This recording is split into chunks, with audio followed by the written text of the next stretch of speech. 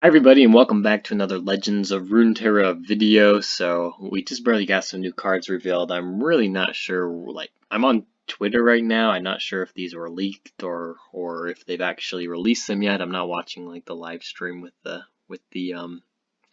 tournament or whatever. And I assume these are the correct cards. And at least we're going to assume that for now. So new keyword here, it's Reforge. This is obviously going to be associated with a Riven being the new champion from Noxus. Reforge is create a random blade fragment still needed to restore the blade.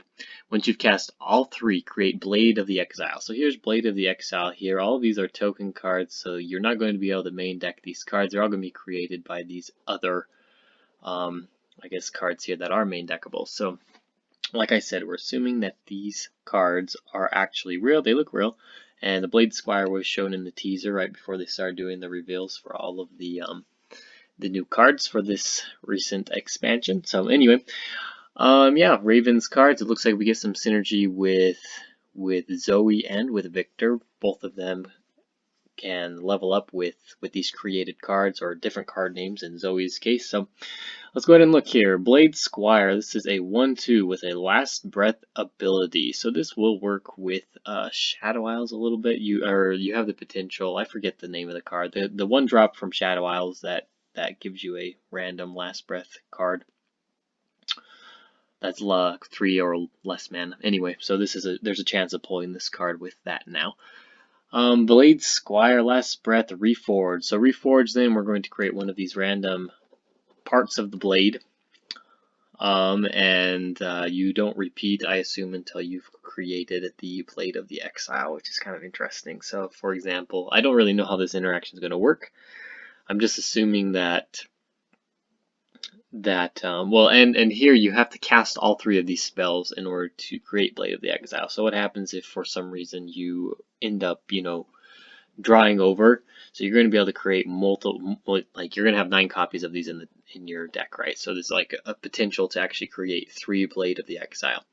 So if you end up not using these cards and then keep using these over and over again, does that mean that we're not going to create cards any more of these until we have created Blade of the Exile? I don't know. That's just a question that kind of pops to my head automatically. So there is a potential that you're going to have to spend this mana in order to get the full value out of subsequent and extra of these cards that are reforging. A 1/2 stat line is pretty standard for a card that creates a spell in hand, so something like the Gift Giver, which produces a gem, very similar card. But the problem, I guess, with Blade Squire is that it needs to die in order for you to get the value out of it. So the opponent actually has to block into your Blade Squire, and you're not really forcing a whole lot of pressure on your opponent with 1 damage. So I mean, there's not really any need for them to block automatically, especially if they're worried about you getting these and creating these fragments. So anyway, it's an okay card. I think it works well in the kind of archetype that they're trying to produce here. So the next one is a 2-cost Rune Weaver. When I'm summoned, Reforge. So this is just an automatic summon card, summon ability. Yeah, and you're going to be getting you're spending 2 mana to get a 1 mana burst speed spell. She's a 3/1, so pretty much blocked by anything. There's quite a bit of I guess value with the attack stat here, especially if the opponent can't block it. 3 damage is pretty reasonable here, and could be,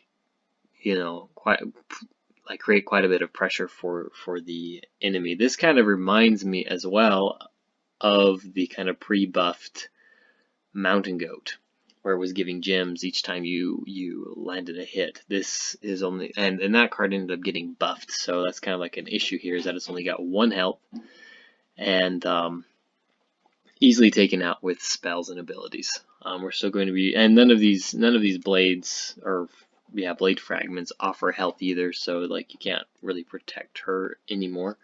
You get automatic value out of her though, which is nice, which the goat didn't offer. You actually had to strike, so yeah, I think it's okay. Like I said, kind of the same thing with the Blade Squire. We get kind of value out of these cards in the archetype that they're meant to belong in. Alright, this last one is a 2-cost burst speed spell, Weapon Hilt. Burst speed, give an ally +2 this round, and then you reforge as well. So this is a temporary buff. This could work well with elusive units. It's not super useful. Maybe in kind of a challenger deck or with more units that have quick attack, that could potentially work. But yeah, as it's on its own, we don't really see a whole lot of use out of just plain vanilla attack stats granting, and only for the round too. So it kind of reminds me of is it Twin Blades? Can't remember the 2-cost card from Noxus that actually gives 2 of your units +2 for the round. So this is kind of a weaker version of that, besides the fact that we're reforging and getting an additional card that we have to spend mana on. Alright, let's go ahead and look at these fragments. So I would say that the Weapon Hilt's probably the worst out of them all. Alright, Glinting Blade Fragment. 1 cost, so give an ally +2/+0 this round. Can't be cast in combat or in response to a spell. So this is a limit on like kind of reactability with this card. So it's basically Weapon Hilt, except that you can't use it during combat. So you can't use it as a combat trick, which is definitely lowers the value of it. You have to use it, I guess, like just prematurely. You can't, and they know that you're gonna have. I kind of doubt that it shows your opponent which one you have. They know one of the 3 though.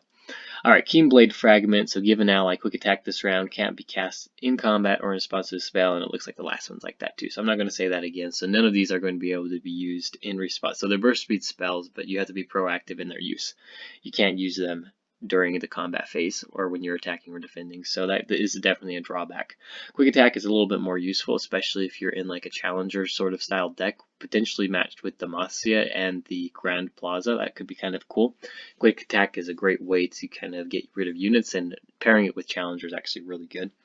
And Heavy Blade Fragment, give an ally Overwhelm this round. So again, a temporary buff, not really doing a whole lot for us. At the end of the game, this could be actually a very solid card.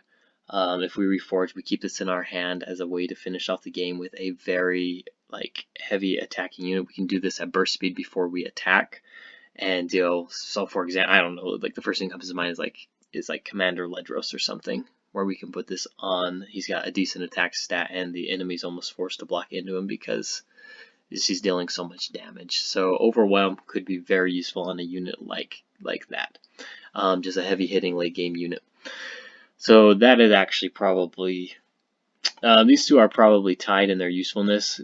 Glinting Blade Fragment's not that good, and then kind of situational depending on which kind of one you need and kind of the part of the game you're in, whether you're in mid game or late game. Alright, and then when we combine them all, so we've used all of them. This is a permanent. This is grant an ally +2/+0 Overwhelm and Quick Attack, which is great. So every round you're going to be able to use Quick Attack and Overwhelm on an enemy unit. You're giving them extra attack. Overall, I kind of like Blade of Exile. It's pretty nice. It is a slow speed spell, so interactable with during your casting of it. So the enemy could potentially kill that unit, which is definitely a problem. And this card is also not giving them extra health, so keep that in mind as well. So like your survivability isn't any greater, especially on defending turns. So this is mostly an offensive card. Well, of course, it's pretty much it's only an offensive card, which is interesting because maybe that does kind of lead you to more of an aggressive style of building a deck. Could be interesting in certain sort of decks, especially the challenger one. That's pretty cool. A challenger deck with Overwhelm and Quick Attack, that could be pretty cool. Just combining all 3 of those keywords could be very, very useful. Alright, so that's about it. Hopefully, yeah, these were actual cards. I think they are. They look real. We'll probably be getting Riven tomorrow, Monday, and then the actual expansion will be on Wednesday. They probably will finish up their card reveals on Tuesday with kind of like their loose ends and kind of cards that don't really fit into the champions or the newly released champions and that sort of thing. So anyway, yeah, if you enjoyed this video, don't forget to like and subscribe to the channel, and we will see you tomorrow. Thanks.